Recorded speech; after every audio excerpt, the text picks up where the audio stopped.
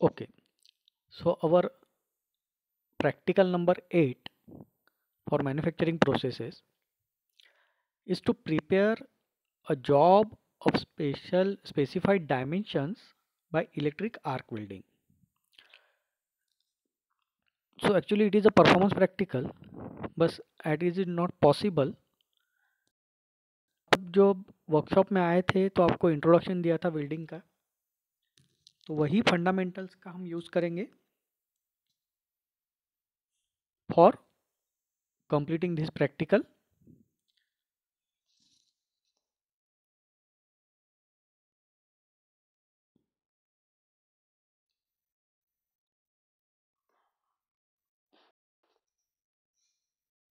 So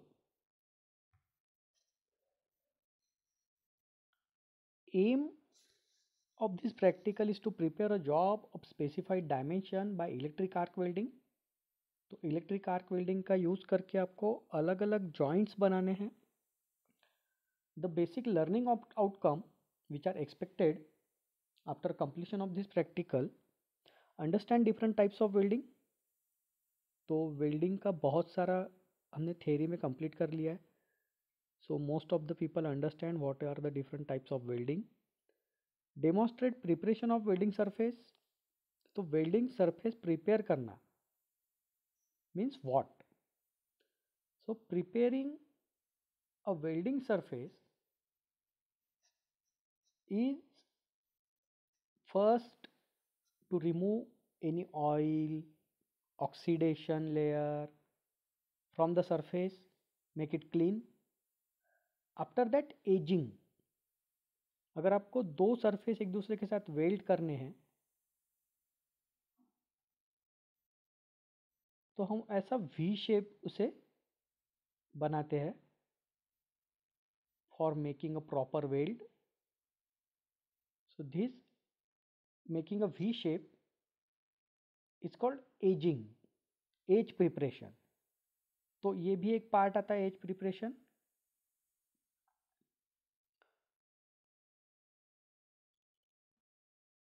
जो surface preparation में आता है. After that understanding significance of gap between electrode and workpiece. अगर gap should be 2 to 4 millimetre workpiece और electrode के बीच में. If the gas become less there will be direct contact, arc will not generate. Arc generate होने के लिए proper gap होना चाहिए. If gap is too much the current will not flow through the air gap. Gap बहुत ज़्यादा हो गई तो करंट वहाँ से फ्लो नहीं होगा, वो गैप बहुत बड़ी हो गई. अगर गैप बहुत कम हो जाती है तो डायरेक्ट कांटेक्ट होगा, आर्क जनरेट नहीं होगी. Next,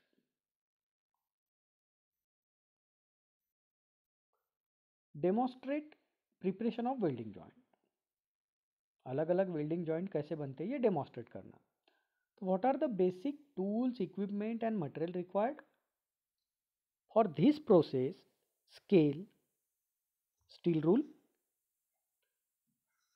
स्क्रीबर, hand hacksaw for cutting, flat file for finishing or surface preparation, welding machine, shield for protection of eyes, gloves, wire brush, these are the cleaning equipment, chipping hammer, welding rod, mild steel plate of 5 mm thickness. तो जो basically electric arc welding है, it is a welding process where in covalence is produced by heating with an arc or arcs, with or without application of pressure, with or without use of filler metals.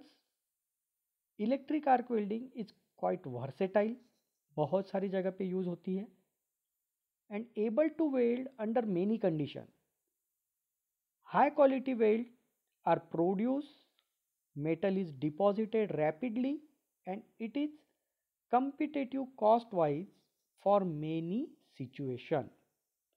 मतलब low cost है, versatile है, बहुत सारे जगह पे use की जा सकती है. मेटल डिपोजिशन स्पीडीली होता है. Electric arc welding is the most extensively used method of joining components of a metallic part. सबसे ज़्यादा यूज होने वाली टेक्निक है for joining two metals. The source of heat being an electric arc. Welding के लिए जो source use करता है वो कौन सा? इलेक्ट्रिक आर्क है. An electric arc is continuous stream of electron flowing through some sort of medium. वो मीडियम क्या होता है? Plasma.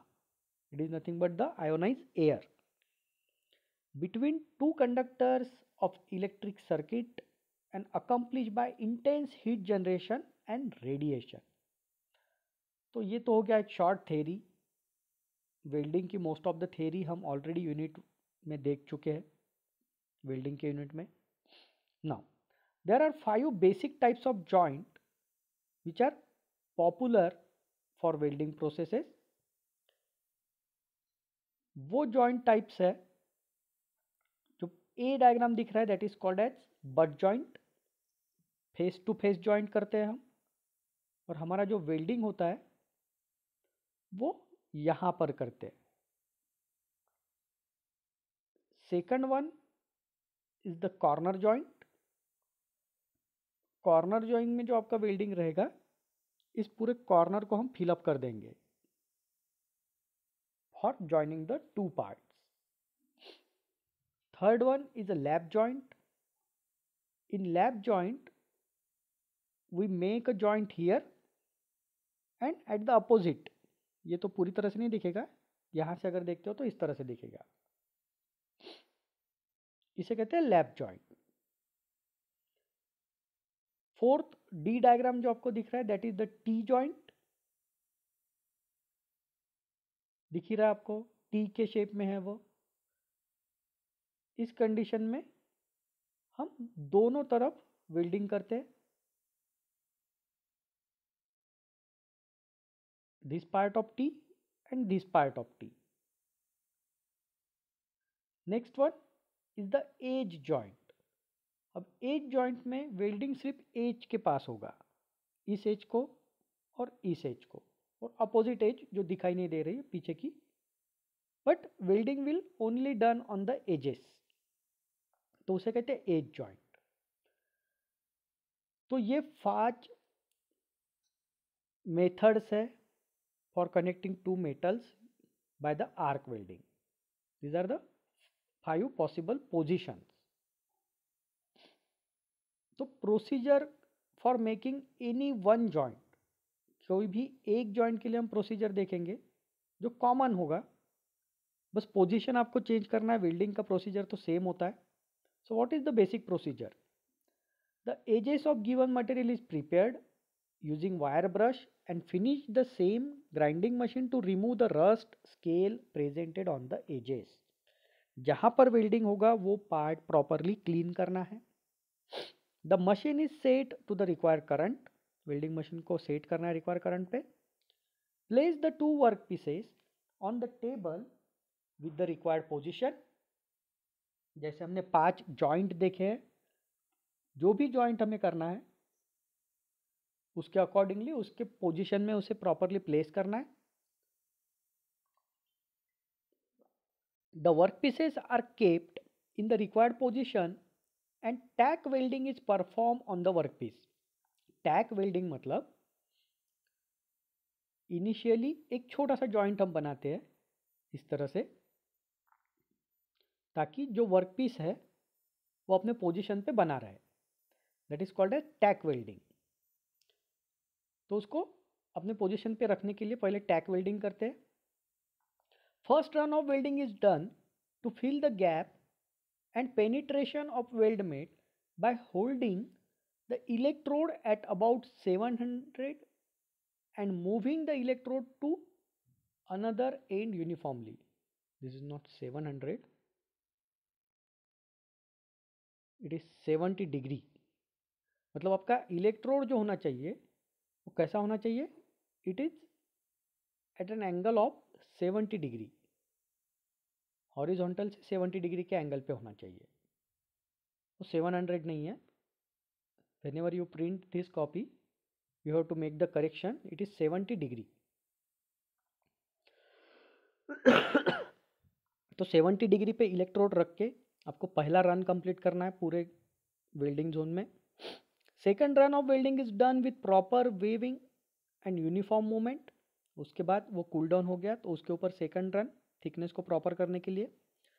The scale form is chipped with chipping hammer. जो फ्लक्स की ऊपर की स्केल जमा होती है, फ्लक्स जो सॉलिडिफाई होता है उसे रिमूव करना है. Filling is done filing is done to remove any splatter around the weld. अगर स्प्लैटर के वजह से कुछ मेटेलिक कंपोनेंट इधर उधर उड़े हैं तो फाइल से उसे आपको क्या करना है, स्मूथ करना है. So this is the procedure for doing any type of joint. Now what you have to write in observation table,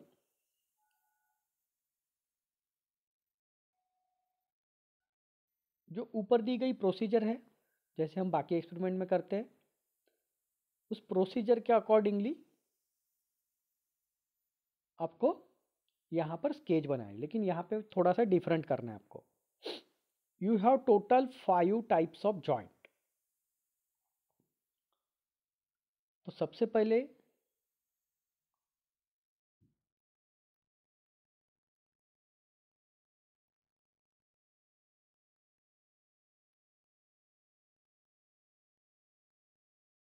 हम लेते हैं butt joint.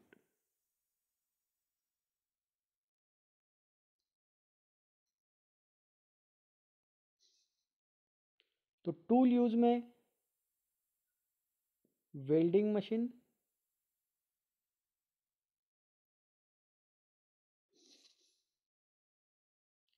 Sketch for the job में आपको यहाँ बट जॉइंट का स्केच निकालना है. तो यहाँ स्केच निकालते वक्त आपको क्या करना है, यहाँ पर मल्टीपल ब्लॉक्स बनाइए और स्टेप में स्केच बनाइए.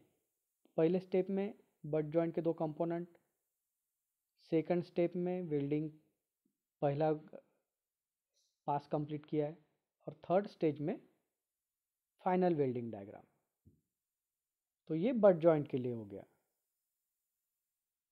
उसी तरह से lap joint, tool use will be same as above. और यहाँ पर भी लैप जॉइंट के लिए आपको 2 डायग्राम ड्रॉ करनी है, इनिशियल और फाइनल. तो इस तरह से there are 5 types of joint. 5 types of joint के लिए आपको ये रिपीट करनी है procedure.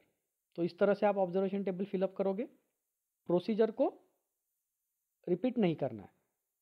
So these are the precaution whenever we perform the welding.